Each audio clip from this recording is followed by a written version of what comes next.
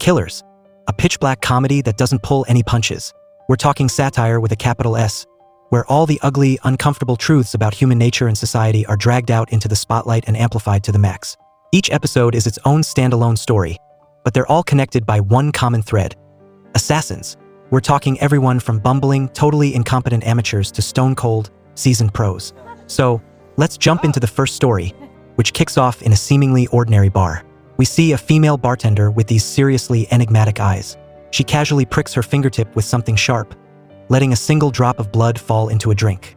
She slides the cocktail over to a young woman, who, completely unaware, downs the whole thing. A few seconds later, the woman's throat feels like sandpaper, but then she's overcome with this intense feeling of pleasure. The guy she's with gives a subtle smirk, his thumb going up in what looks like a sign of approval.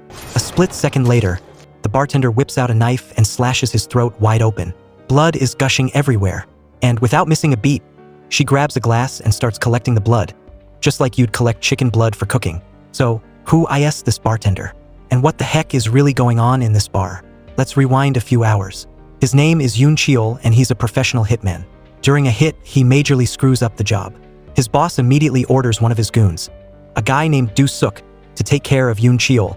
Yoon Cheol knows he's out of options, so he pretends to beg for his life, hoping to get a chance to escape. But before he can get too far, Do Suk stabs him in the back. Yoon Cheol somehow manages to get away with the knife still sticking out of him. He stumbles through dark alleys and eventually spots a bar called Moonlit Night. Before he can even make it inside, he collapses on the steps. When he wakes up, Yoon Cheol finds himself lying inside the bar, and the knife is still lodged in his back. He asks where he is, but the bartender just gives him this mysterious smile. In the bathroom, Yoon Cheol notices a weird bite mark on his neck. Back at the bar, the bartender offers Yoon Cheol a blood-red cocktail, inviting him to try it. He's suspicious and initially refuses, but then he notices that the bartender has the exact same bite mark on her neck. She asks Yoon Cheol if he's not feeling any discomfort. Confused, he glances in the mirror and freaks out when he sees the knife sticking out of his back. The bartender calmly walks over and pulls the knife out. But here's the thing: Yoon Cheol doesn't feel any pain, like she just pulled out a splinter. Meanwhile, Do Suk's thugs have tracked Yoon Cheol to the bar. The bartender is wiping up the blood on the floor, muttering to herself that this is the first time she's ever wanted to save someone. Yoon Cheol tries to ask her what's going on, but just then, a director and a young actress walk into the bar. The young actress heads to the restroom, and the sleazy director asks the bartender to whip him up a cocktail something sweet, easy to drink, but with a real kick. The bartender, knowing exactly what he's after, just gives him a knowing smirk. When the actress comes back, the director, smooth-talking as ever, tells her you need to learn how to drink, because drinking makes you look smarter and more attractive. The bartender hears all this, then turns to mix the drinks. She subtly pricks her finger, letting the blood drip into the glass, and then everything plays out just like the scene at the start of the episode. After taking care of the director, she divides the blood into 2 glasses, one for herself, one for Yoon Cheol. She sips it like she's tasting fine wine, and casually remarks, "Middle-aged man's blood has a mature flavor. How appetizing." As her glass empties, her 2 canine teeth grow longer, sharper, and menacing. Yoon Cheol suddenly realizes she's a vampire. He asks why not just bite directly. She laughs and says, "What is this, the Dark Ages? We pour it into a glass now, for elegance." She reveals that to survive, he needs fresh blood. It turns out that she was the one who revived Yoon Cheol by biting his neck earlier.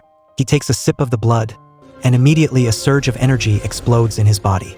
His veins bulge, his eyes turn blood red, and even a hem, down there, is feeling particularly energized. In his hand, a glass shatters into pieces with just a slight squeeze. The young actress, after drinking the bartender's blood, also transforms into a vampire, mindlessly dancing to the music. Just then, the door bursts open, and Do Suk and his 4 goons barge in. They find a dead body and a girl dancing like a lunatic. Before they can react, Yoon Cheol, now with the incredible strength of a vampire, takes them all down in the blink of an eye. The episode ends with a shot of Yoon Cheol biting into Do Suk's neck.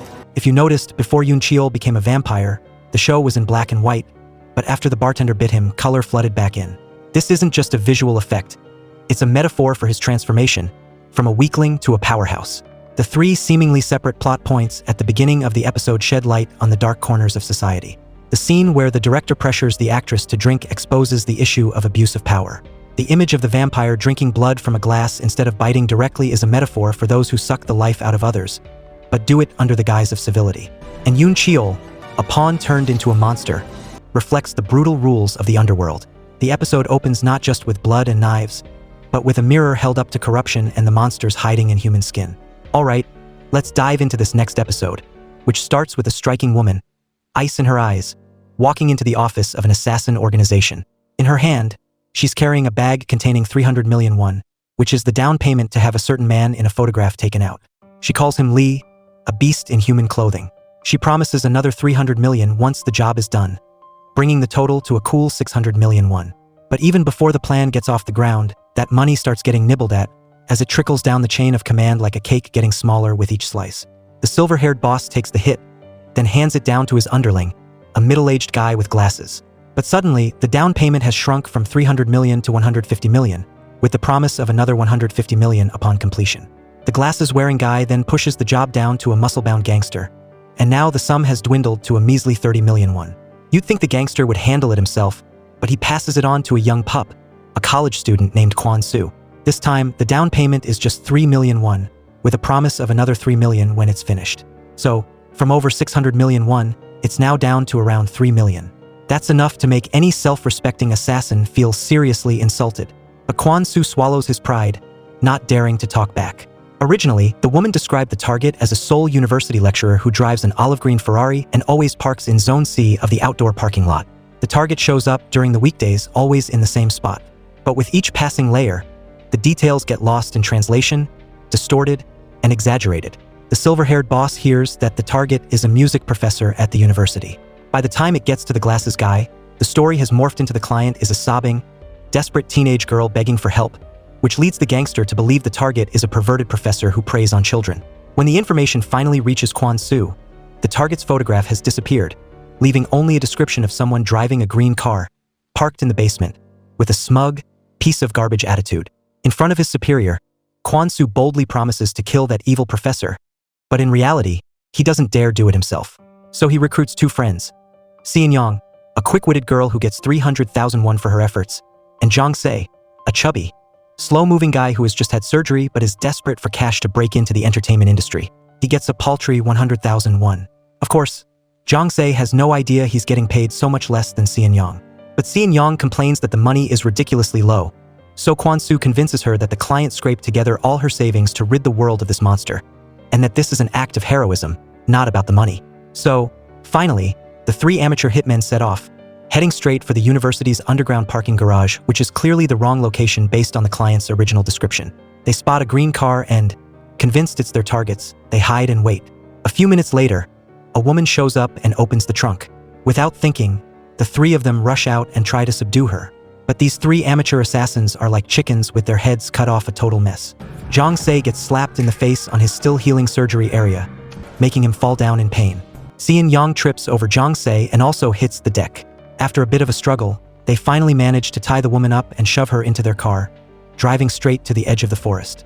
Out there in the woods, each of the three guys grabs a knife and approaches the woman, ready to end things. Suddenly, the woman's phone rings. It's her mother calling. To avoid raising suspicion, the three of them are forced to answer it. Kwon Soo holds a knife to the woman's throat, threatening to kill her if she makes any sign of distress. Knowing this might be the last time she gets to talk to her mother, the woman says hesitantly, "I'm so happy to be your daughter. I'm sorry for all the times I made you sad. I hope you stay healthy and live a long life." The mother notices something odd in her daughter's voice and asks what's wrong, but the woman lies and says she's just a little emotional from watching a movie. Standing nearby, hearing the woman's last words to her mother, the three assassins start to have a change of heart. After she hangs up, the woman says that she doesn't resent them at all and even thanks them for helping her reunite with her daughter in the afterlife. Those words make the three of them even more hesitant, wondering if this woman is really the perverted professor that the client described. The woman then says that she's just a regular administrative worker, not a professor at all. To verify the information, Kwon Soo calls the university to check, but since it's the weekend, no one answers the phone. Thinking they might have made a mistake, the woman says that the target they're looking for is definitely the department head, the professor who indirectly caused her daughter's death by making her work weekends, embezzling funds, and trampling on others. Then, the woman makes a proposition. "Kill the department head, avenge my daughter's death, and I'll pay you 300 million won, that's the insurance money my daughter just left behind." Realizing what a sweet deal this is, the three of them immediately agree. A deal is struck, and a moment later, They hear a ting-ting sound as each of their accounts receives 100 million won. After that, the three of them untie her and even bow in apology. The woman drives off in her green car. The three assassins then stop by a church, praying for God to forgive them for everything that just happened. Think that this trio of amateur hitmen would take out the department head as the woman requested. But nope. Instead, they subcontract the job to a foreign worker for a ridiculously low price, 50,000 won. Because the amount was so low and violated minimum wage laws, the foreign worker reported it to the police. As a result, all three of them are arrested, and the woman is charged with inciting murder. In this episode, the vampires aren't sucking blood. They're sucking money, and that bite is deeper than any knife wound. From the initial 600 million won, it gets whittled down to 6 million through each layer, meaning the person actually carrying out the hit only receives 1% of the original amount, with the vast majority getting gobbled up by the higher-ups. This money-sucking in the story is used by the director as a metaphor for a corrupt system. Each intermediary layer is like a set of sharp jaws, biting off a chunk of the value, then spitting out mere scraps to the lowest rung. In this marketplace where lives are bought and sold, ethics are also priced dirt cheap, and the guise of ridding the world of evil becomes a mask for greed.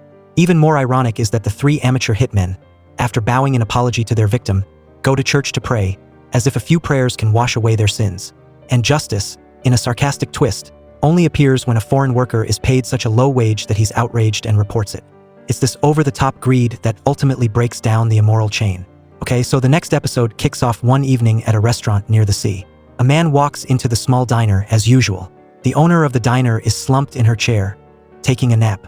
The man immediately starts looking her up and down, taking in her body. This man's name is Choi Won. For the past 2 weeks, he's been coming to this diner every night. Over time, something close to a friendly relationship has developed between them.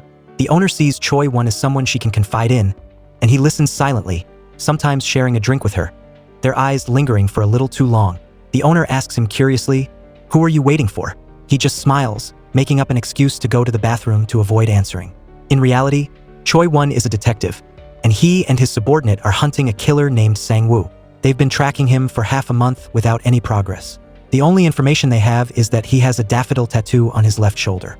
Other information, like his age and gender, is unknown. The detective's subordinate is getting impatient. How are we supposed to catch him if we don't know what he looks like? But Choi Won is convinced that Sang-woo will show up at this diner tonight. Just then, two guys in black cloaks walk into the restaurant. Detective Choi heads back in, and their eyes meet. The atmosphere in the diner is thick enough to cut with a knife, like a taut guitar string about to snap. The two guys in black cloaks ask the owner, "Was the man who just came back in a local? Does he have a tattoo on his left shoulder?" The owner replies that she doesn't know. He's just a regular customer, and they aren't close enough for him to be taking his shirt off in front of her. Detective Choi stays put, pretending to drink, straining his ears to hear every word. He starts to suspect that one of these two guys might actually be Sang-woo, his hand subtly reaching for the gun hidden in the back of his pants. But the two guys suspect him as well, shouting out the name Sang-woo to gauge his reaction. Seeing him remain calm, they invite him to their table for a drink. Outside, a local police officer is patrolling and sees Detective Choi's partner, Suk-young, sleeping in the car. The officer wakes him up to check his ID. Suk-young says he's a Seoul police officer, but the local officer demands to see his badge to verify it. Annoyed at being disturbed while trying to sleep, Suk-young, thinking he's got higher authority being a Seoul cop, slaps the local officer, then pulls out his police badge, saying he's on a secret mission. But the local officer is persistent, demanding to know the details of the mission to report to his superiors. Suk-young loses it, grabbing the local officer by the collar, ready to teach him a lesson. But before he can throw a punch, the local officer stabs him repeatedly in the stomach and steals his gun. Inside the diner, the conversation between the three reveals that they are all hunting Sang-woo. A mysterious organization has put up a huge bounty to take him out. The two guys in black cloaks reveal the secret that the target will appear before midnight. One of them glances at Choi Won, dropping a subtle hint. In response, Detective Choi immediately rolls up his sleeve, revealing his smooth, tattoo-free left shoulder. As the clock strikes 12, the diner door suddenly opens, and the local police officer walks in with the cold, ruthless gaze of a killer. The owner, sensing that something bad is about to happen, quickly hides in the kitchen. Right after that, the diner's landline rings, and the person on the other end asks her to hand the phone to one of the two guys in black cloaks. After listening, he immediately orders the owner to lock the door. As soon as the door is closed, all four of them pull out their guns, pointing them at each other. Detective Choi suspects that the local police officer is the killer, because someone of his rank wouldn't normally be allowed to carry a gun on patrol. The two guys in black cloaks agree, pointing their guns at the local police officer. But then, the local police officer takes off his shirt, his left shoulder completely clean with no tattoo. All three of them are stunned. If none of them have the tattoo, then there's only one person left, the owner of the diner. She's the killer, Sang-woo. Finding that she can't hide her identity any longer, the diner owner immediately flips the main power switch and topples over a bookshelf. The four men fire relentlessly at her, thinking they've taken down their target. One of the guys in black cloaks steps forward to check, but the diner owner ambushes him in the darkness with a crowbar. She takes them down one by one with just a hairpin. A moment later, just as Detective Choi manages to subdue her, the local police officer suddenly lunges at him from behind, wanting to claim the bounty for himself. Taking advantage of the opportunity, the diner owner fights back and takes down the greedy local police officer. At this point, even though she's taken a lot of damage, the diner owner is still standing. She points a gun at Detective Choi, saying, "Actually, I really liked you." Then a gunshot rings out, and Detective Choi falls to the ground, his life ending. Outside, Detective Choi's partner, after being stabbed multiple times by the local police officer, is still alive. He crawls along, wounded and bleeding, and bumps into the feet of the diner owner. He's about to look up, but she says, "Don't look up. If you see my face, you're a dead man." A moment later, the diner door opens again, and the diner owner's mother walks in, her eyes scanning over the four corpses lying around and the bloody mess. Without a scream, without any panic, as if she's all too familiar with the smell of blood and this gruesome scene. The story ends there. This story in The Killers isn't just a battle of wits and bloodshed between hunters. It's a chilling metaphor for greed and the true nature of humanity. The film cleverly sets the scene in a seemingly simple location, a seaside diner, but turns it into a stage for schemes, suspicion, and betrayal. Each character enters with their own agenda, but they're all obsessed with the huge bounty. As night falls, the truth is gradually revealed. The person everyone is hunting is actually the closest, the most seemingly harmless. The film seems to remind us that sometimes danger doesn't lie in the outwardly scary people, but in those we trust. The final story in The Killers takes us back to South Korea in 1979, told in a silent film style, bathed in black and white with lots of hard-to-decipher metaphors and seemingly disconnected details, but with surprising connections hidden within. This is also the most challenging and confusing story, so get ready and focus your attention. Rumor has it that somewhere underground, there exists a city that's both real and not quite real, populated entirely by urban refugees, criminals, and illegal immigrants. This city is called Diaspora. Today is the 1000th anniversary of the founding of Diaspora. Inside the shop, the main character, Sunshine, is hanging balloons on the glass pane. Next to her are Melody, a woman who can't speak, and Smile, a man who can't smile. While the two are arguing about how to hang the banner, the door suddenly opens, and two strange customers walk in. They both wear identical sunglasses, long coats like cowboys from the Wild West, and military boots, looking like comedic actors who wandered onto the wrong set. Melody and Smile try to slip away, but they're called back. In Finley's shop, there's a glass pane that people call the hole, the only window for those living underground to see the outside world. Down here, day and night are indistinguishable. Only through the hole can you tell when it's light and when it's dark. For Smile, it's also like a movie screen where he silently dreams of sunlight and peaceful days. Suddenly, the two strange customers criticize Smile for not smiling while serving them, but he can't smile, so they punch him to the ground. Sunshine rushes to help him, and the two customers then force all three of them to stand in a row. They start talking about the new leader who's just taken power, uniting all the media to unify the people. They preach that to have a just society, people need to have a spirit of sacrifice, tightening their belts when hungry, and that's how world peace will be achieved. The two customers finally reveal the reason they're there. They're hitmen hired to kill someone who will arrive at exactly 6 o'clock. They're confident they know who the target is and promise that as long as the three people in the shop don't say anything or do anything, nothing will happen to them. With 10 minutes until 6 o'clock, Sunshine suddenly remembers that the clock is 10 minutes fast. She and the others try to stop the two from setting up an ambush, saying that today is the anniversary and many other customers will come, so if they don't know exactly who the target is, it'll be easy to kill innocent people by mistake. But the two still won't listen, still preparing to ambush. Sunshine is forced to say that the clock is 20 minutes fast. While the group is arguing, two other men suddenly appear on the stage, mumbling continuously, and then a bunch of virtual clowns enter the shop. Sunshine quickly explains that the anniversary is tomorrow, so the clowns finally leave. Time passes quickly, and it's almost 6 o'clock. The three of them decide to act first, almost getting discovered by the Hitman brothers. Sunshine tries to kick over their chairs, but she fails. Just as they're being held at gunpoint, the shop door bursts open, flooding the room with blinding white light, and a figure walks in. The hitmen are about to pull the trigger, but Sunshine immediately rushes to shield the person. A chaotic battle erupts, and Sunshine pushes a ping-pong table at them, the hitmen firing wildly. When the gunfire stops, the radio starts playing again, and the battle continues. Smile is accidentally hit, leaving only Sunshine and Melody to make a final attack, each facing off against one, fighting and dancing to the music. Finally, Sunshine delivers a series of punches, knocking them out. In the next second, the world suddenly bursts back into full color. In the shop, only a girl sits in a daze. A cloud appears above the hole, and she looks up at it for a long time. The meaning of the final story is a metaphor about society and people trapped in an underground world, a parallel world that exists but is denied, as if they are exiled in their homeland, living in confinement and constantly longing for light. The hole becomes a symbol of the desire to see the light, to dream of a better life, even knowing that hope is fragile. Why did the film choose 1979 as the setting? This was a time when South Korea was reeling in chaos.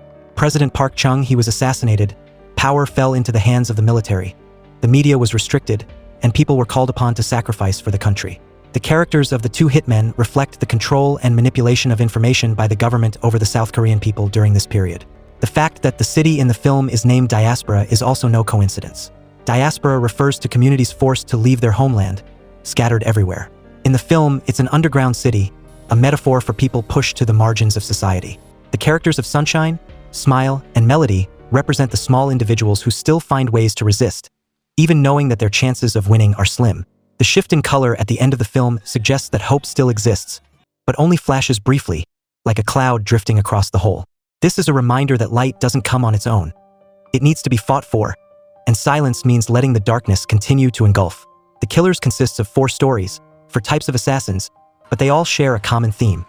When money, power, and greed lead the way, people can turn into monsters. After watching The Killers, perhaps the definition of a killer in everyone's eyes will no longer be as simple as before. A killer is not just the one holding the knife, but also those sitting high up, standing in the shadows, giving orders. They don't get their hands dirty with blood, but blood flows because of them. They are cold-blooded, invisible, and many times more terrifying.